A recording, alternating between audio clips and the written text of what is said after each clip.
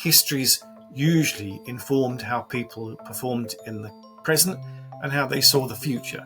British people need a history with China because China is going to continue to be a very important country, and Britain indeed has a unique role in how China has become the place it has today.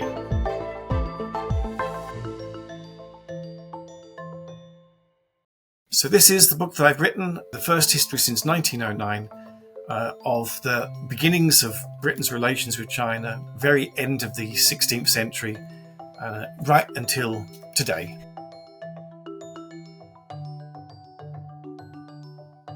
Britain's story with China has never been more important than today, and that's because our situation today is very, very different from what it's been for most of the past. Once Britain had the upper hand, and now Britain is definitely not in that position. Economically, militarily, geopolitically, and technologically, China has pulled ahead of the UK. And yet, often the mindset in the UK is that it doesn't really maybe appreciate this, because the power imbalance now is definitely not in Britain's favour.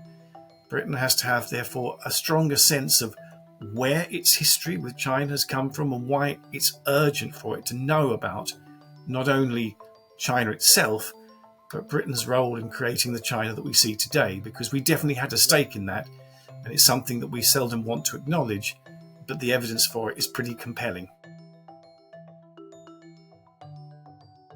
One of the big problems of British engagement with China almost all of the last 400 years has been this idea that China is somehow remote or other, something very exotic, somewhere that's hard to understand.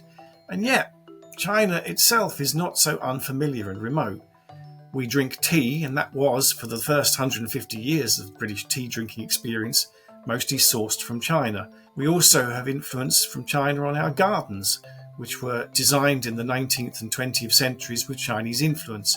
And of course, porcelain, which we even called China after the country that it was sourced from, the technology. British and Chinese people have been collaborating with each other for much of the last 4 centuries. In terms of trade, even in terms of education, in terms of understanding each other, one of the great figures that represents this is Morrison, a missionary sent to China at the beginning of the 19th century, working in extremely difficult circumstances. Robert Morrison was able to produce the first Chinese-English dictionary in around about 1816. That, however, would not have been possible without his collaboration with Chinese colleagues. And that is why it's important today to recognise that despite all the political issues around Britain and China's relationship, and the fact that a lot of the time these are difficult, at heart, this has been quite a collaborative relationship, and one that has involved people-to-people links much more than government-to-government ones.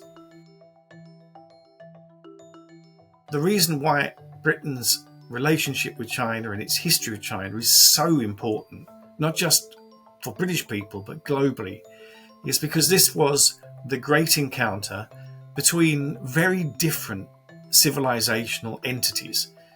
Countries which, in the 19th century in particular, thought of themselves as being particularly important and global.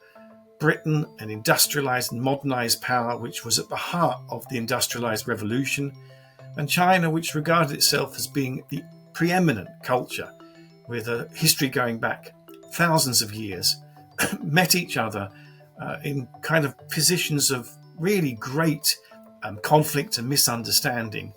And really this relationship sits at the heart of a lot of the kind of modernity that you see today, where a particular view of modernity represented by Britain was partly imposed on China, partly embraced by China, and created outcomes that no one really expected.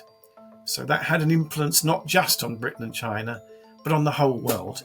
And that's why it's important for not just British people and Chinese people to know this history, but pretty much everyone else, because it is such a symbolically important, culturally important history of the modern world.